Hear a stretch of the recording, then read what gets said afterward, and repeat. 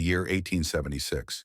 The United States dispatches its celebrated figure, George Custer, to suppress Sitting Bull's resistance in Montana. However, as the general ascends a hill, he observes a far greater number of tents than he anticipated. Custer remains undeterred, though. He grins, tips his hat, and exclaims, "Hurrah, boys, we've got them!" What he fails to comprehend is that he is entering one of the largest Native American war camps ever assembled, and no reinforcements are on their way to assist him. Merely 1 hour later, every one of his men lies dead.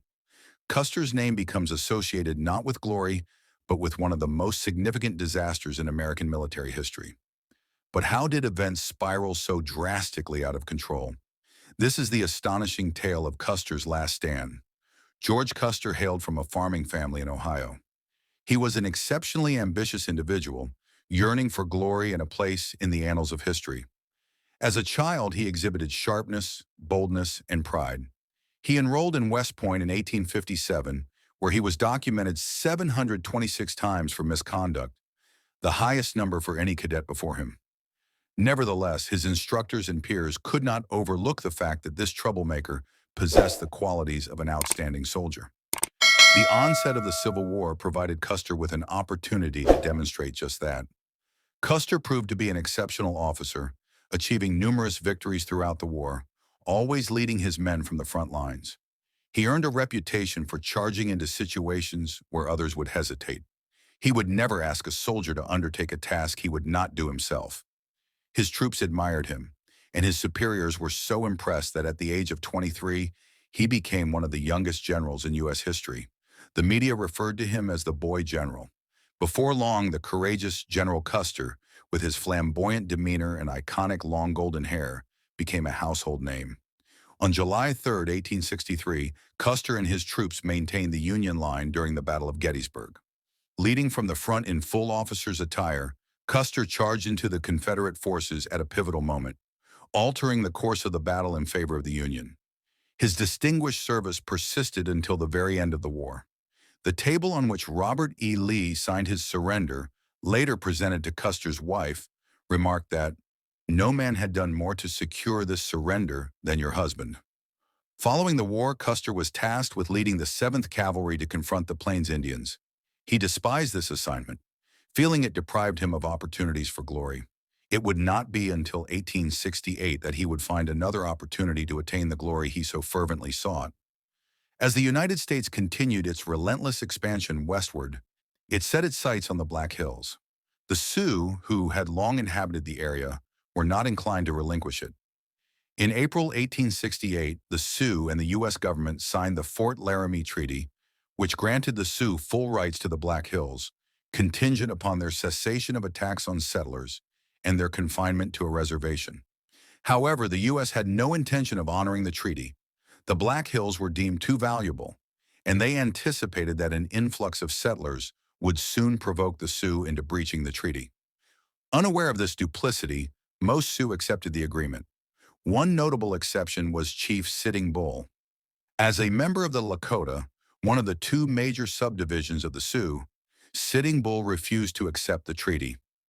He believed that the U.S. would inevitably encroach upon their lands regardless, and that resistance was the sole means of preserving their way of life. Sitting Bull was fundamentally different from Custer. While Custer was audacious and impulsive, Sitting Bull was composed and deliberate. His name reflected his tendency to think before acting. However, he was not merely a military leader. He also held spiritual significance. He claimed to have experienced visions of the Great Spirit, which guided him in his efforts to defeat the Americans. He gathered numerous fellow Lakota to support his mission, along with members of the nearby Cheyenne tribes and various smaller factions. Sitting Bull formed a coalition of nomadic raiders to resist American expansion. Working in close collaboration with his ally and trusted companion, another Lakota named Gull, they initiated raids on American settlements and on competing Native American tribes such as the Crow and the Arikara. Sitting Bull's coalition commenced assaults on U.S. settlements in the months following the events at Fort Laramie. The United States required a courageous and skilled individual to counter Sitting Bull. They turned to George Custer. Custer was dispatched with the 7th Cavalry in October of 1868. Winter was approaching, a time when they were particularly vulnerable. Departing along the Ouachita River in Oklahoma, Custer traced the path of a Cheyenne camp on November 26.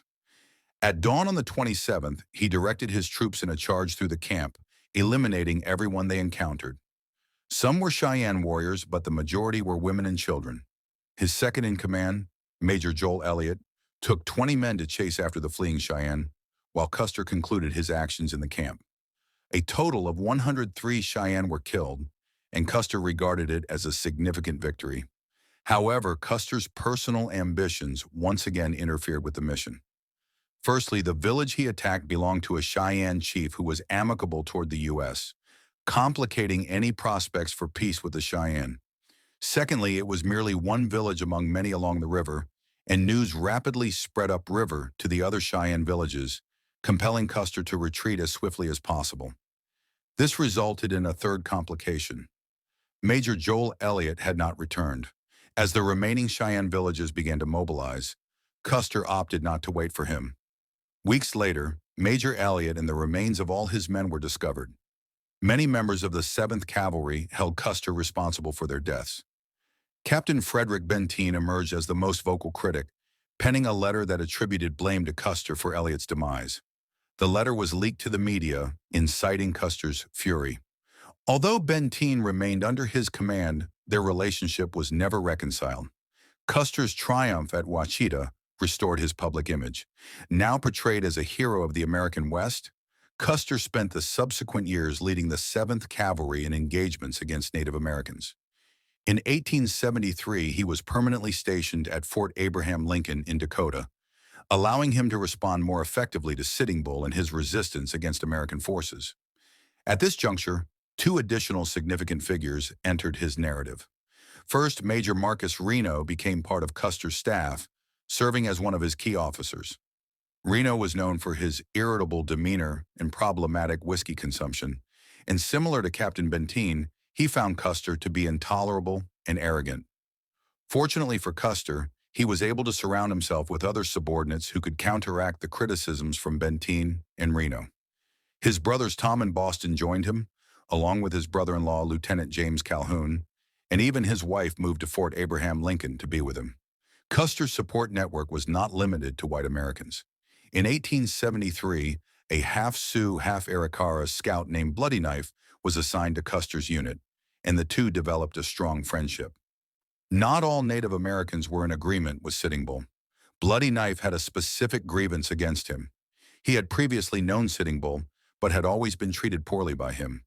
He had a particular disdain for Gall, who was Sitting Bull's right-hand man, as Gall had tormented Bloody Knife during his childhood. Childhood rivalry had taken a tragic turn.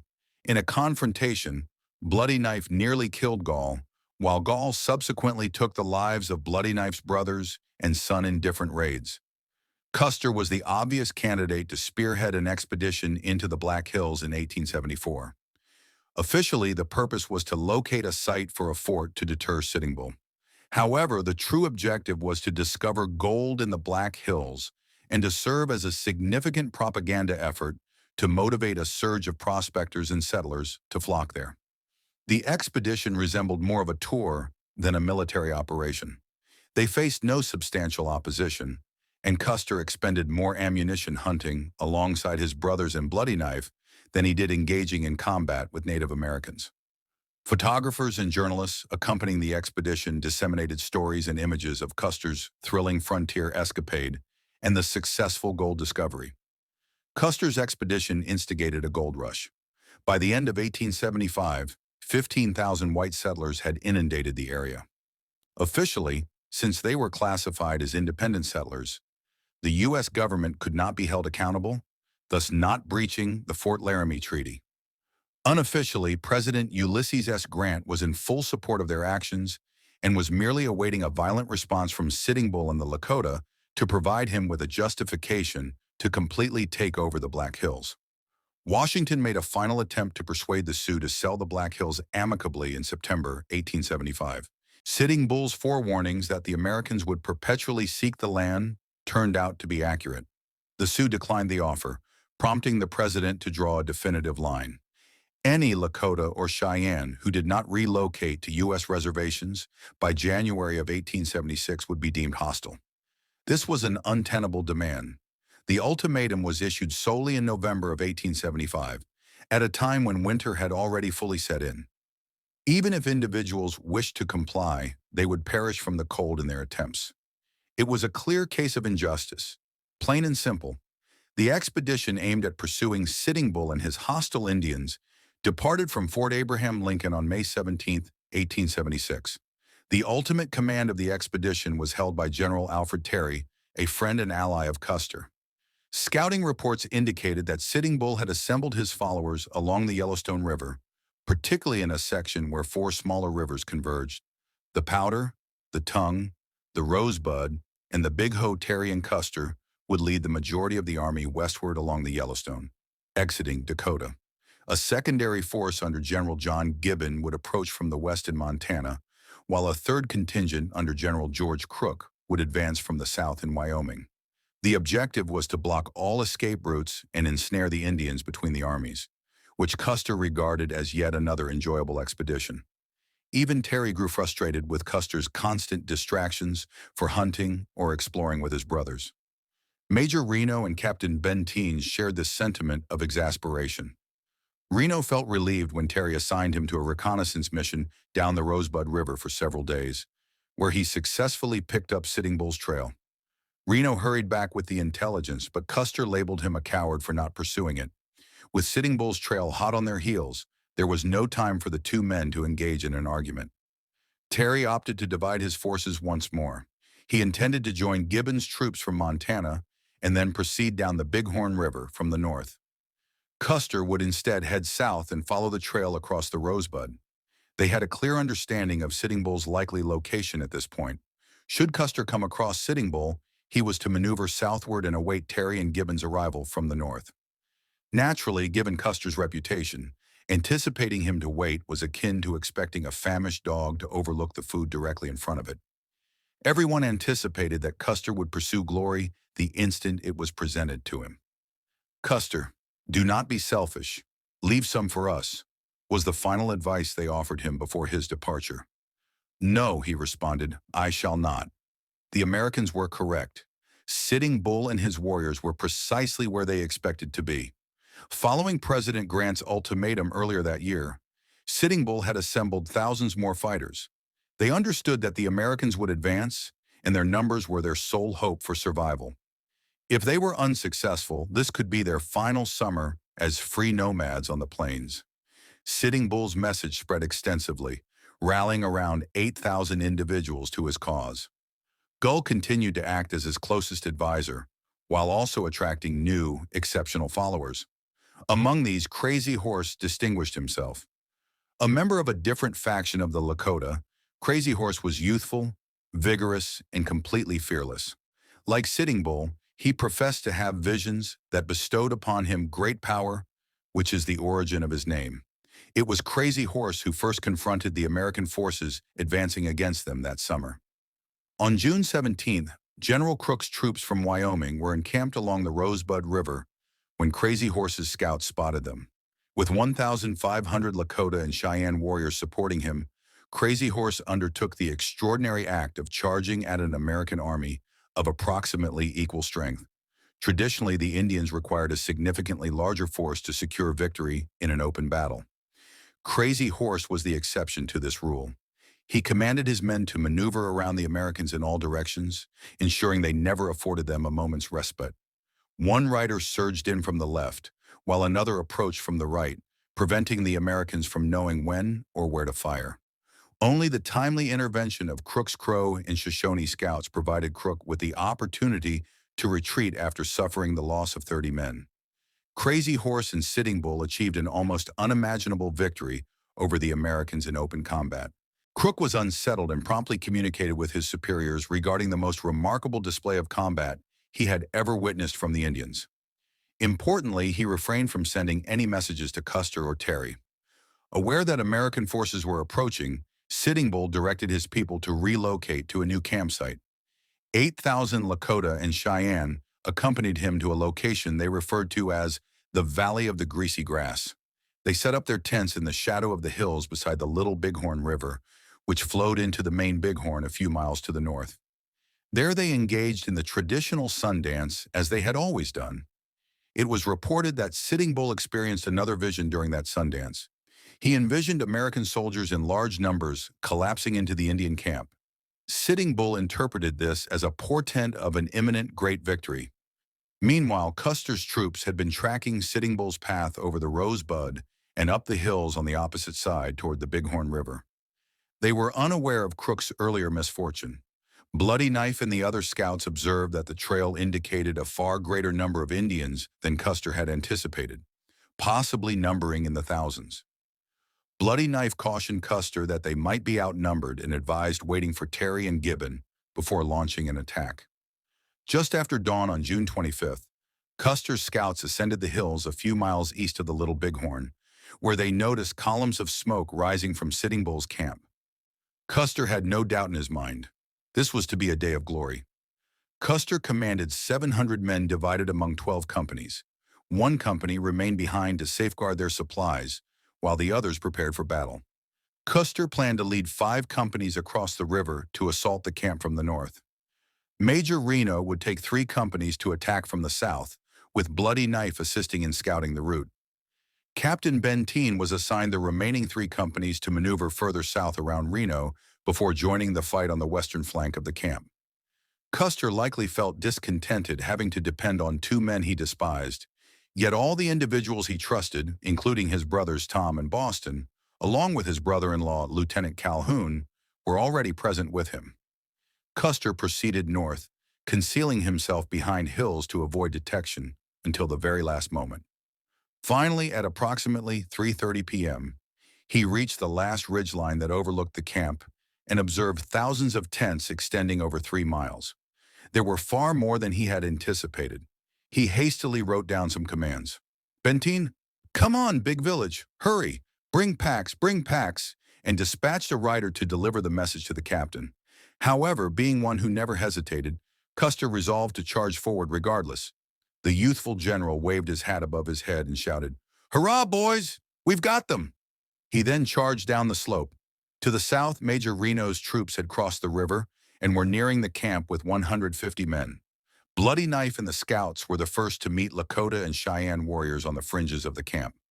This served as the initial alert for Sitting Bull's people that they were under siege. As per tradition, Sitting Bull and Gall occupied the southern section of the camp and were the first to face the onslaught from Reno's soldiers. Upon encountering the first signs of resistance, Reno commanded his men to dismount and establish a firing line. Bullets whizzed into the camp, hitting men, women, and children indiscriminately. Sitting Bull's immediate instinct was to safeguard his people. He instructed his nephew and another warrior to hasten to the south and attempt to negotiate with the assailants. Both men were shot. Sitting Bull mounted his horse only for an American bullet to bring it down beneath him. That was the final straw. They have shot my beloved horse. It feels as though they have shot me. Attack them. Gall and Crazy Horse spearheaded the counteroffensive in the south. Reno was entirely unprepared for any organized resistance, allowing the Indians to halt Reno in his tracks. Survivors disclosed that Reno had been drinking throughout the day, which impaired his judgment. Reno and Bloody Knife attempted to devise their next strategy. The Lakota territory was limited, and some of those engaged in battle would undoubtedly have recognized Bloody Knife alongside Reno. He was a clear target. Reno was in the midst of a sentence when a bullet struck Bloody Knife in the back of the head, killing him instantly. His blood and brains splattered across the drunken major's face. The death of Bloody Knife shattered Reno's determination, prompting him to call for a retreat. Anyone wishing to escape, follow me.